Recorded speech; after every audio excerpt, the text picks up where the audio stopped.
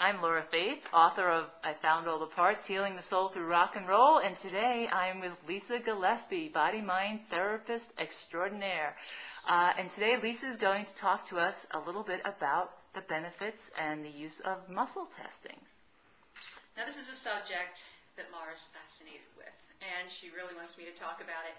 I think of muscle testing as being an extension of my intuition. Everyone has different ways that their intuition speaks to them.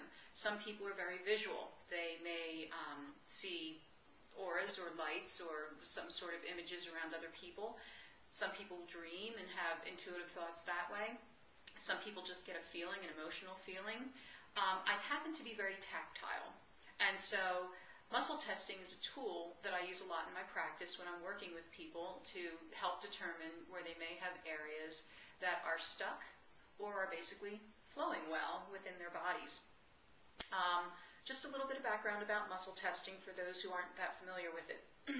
Our bodies are electrical systems, and so when we use muscle testing, oftentimes in a traditional way, someone will put their arm out and the practitioner will either put some sort of a substance on top of them, perhaps it's a supplement or perhaps it's a nutritional vitamin or who knows what.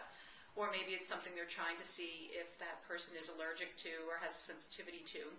And the body will respond in one of two ways. Either the muscle will stay strong when the practitioner is pressing their hand down, or the person will go weak. You know, their electrical system will be, this very subtle electrical system will give a signal that it's weakening because of the substance. So say someone is testing you to see if you are okay with dairy.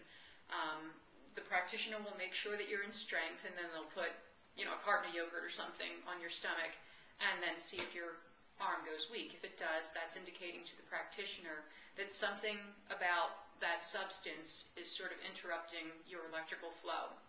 Now, there are different ways of muscle testing. There is the traditional one I just went over, having your arm out. A lot of times people do sorts of self-testing where they might link two fingers together and you know, if they, you know, have a substance on their tummy that doesn't agree with them, they'll go weak or they'll stay strong. I find that very cumbersome. I like to just use my one finger here and the other one pressing against it.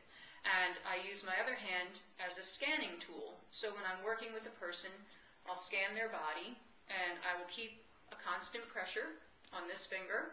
And then if I find an area where they're weak, my finger will just go weak because I'm using myself as an extension cord to read what's going on in their body. I know this sounds a little voodoo. I know it sounds a little strange. Works well for me. What can I say? Anyhow, my friend Laura would like me to tell you how I got into doing this.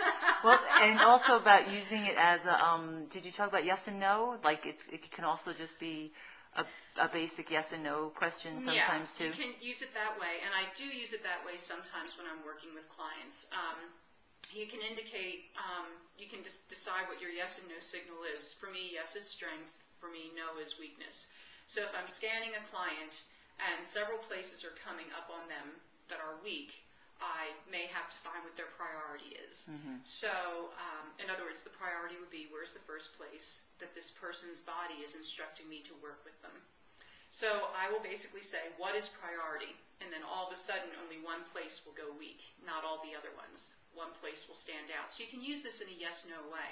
I might also ask the person's body. I'm not actually saying this out loud to the person. You know, do you want massage? Do you want craniosacral work? Do you want whatever? And I'll wait until I get a signal indicating, oh, that's the thing that they're wanting right now.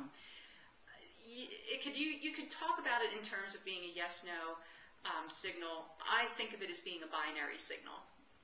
Binary in computer terms is, you know, something's either on or off.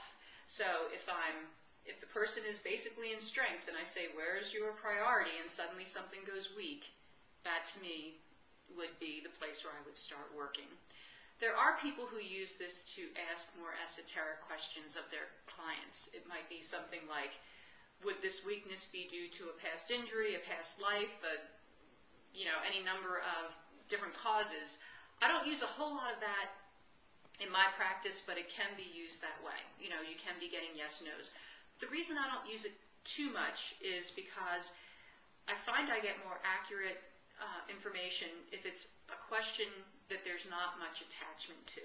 If it's something that my client has a lot of attachment to or that I have a lot of attachment to, it can sort of fuzzy up your answers.